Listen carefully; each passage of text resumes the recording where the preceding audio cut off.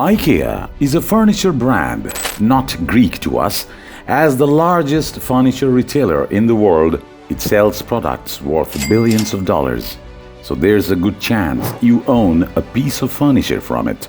A workforce of 194,000 employees keep Ikea's massive stores well stocked by serving about 800 million customers annually. Everything about Ikea gives us one of the best shopping experiences, from its furniture to its cafeteria food. But there is a dark side behind all these bright and shiny showrooms, from the massive wood consumption to their ties with the Nazis.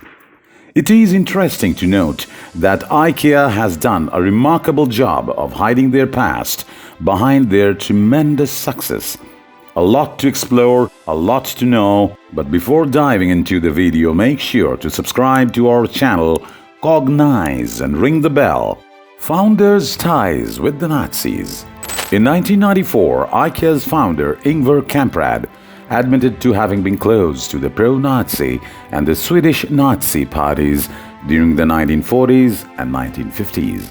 Despite the allegations, Ingvar denied being a member of any Nazi party. Years later, more evidence emerged about his Nazi connections, which was not good for him and the company.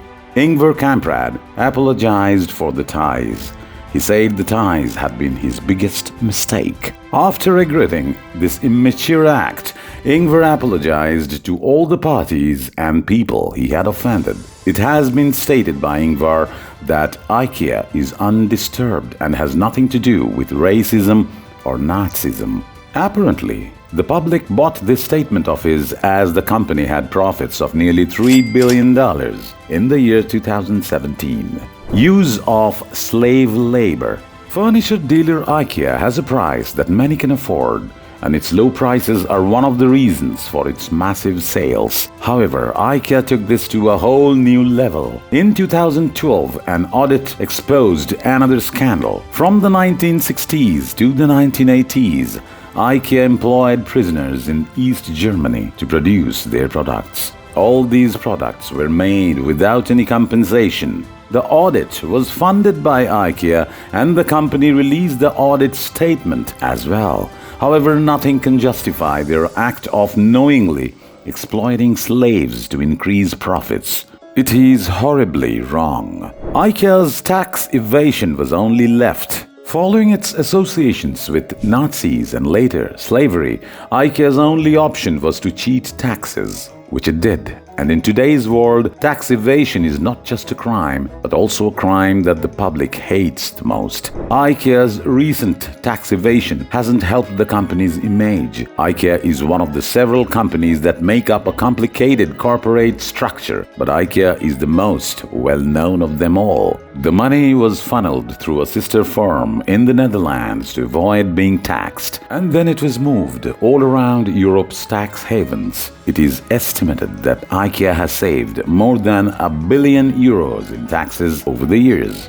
Controversial cafeteria of Ikea. Ingvar Kamprad was concerned that too many consumers were searching Ikea's shelves for their preferred products while hungry. Ingvar couldn't accept it when his customers left the store without purchasing anything. Ikea's restaurant can serve more than 150 million meatballs every year, and the company would still be among the world's greatest stores if it only sold food. Ikea sold more than $2 billion in food alone in fiscal years 2016 and 2017, which is a lot of meatballs and buns if you ask me. When inspectors discovered traces of horse meat in Ikea's frozen meatballs in 2013, the company's food strategy was severely harmed. And this horse meat issue wasn't restricted to Ikea. Regrettably, it spread throughout Europe. However, Ikea's quick action took control of the situation. Ikea stopped selling Swedish meatballs in its cafeterias and stores across Europe.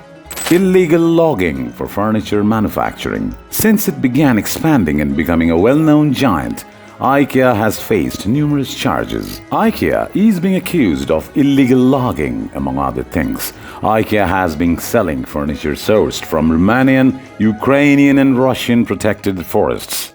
Ikea consumes 1% of all wood products produced worldwide. However, the company has revised its wood policy and is now committed to using only 100% sustainable wood sources. Surveillance or survey, a bit confusing approach. IKEA is always seeking to create a wonderful product, and creating these items needs a significant deal of research and development, which IKEA did in 2015. IKEA installed cameras in participants' homes to observe their routines and behavior at home, creating ethical concerns. This study took place in Shenzhen, China, New York, the United States, Milan, and other cities. IKEA is often regarded as one of the most successful stores in the world. On its road to becoming a billion-dollar company, the company has faced numerous challenges. It can overcome these image-damaging obstacles once and for all with a little policy adjustment.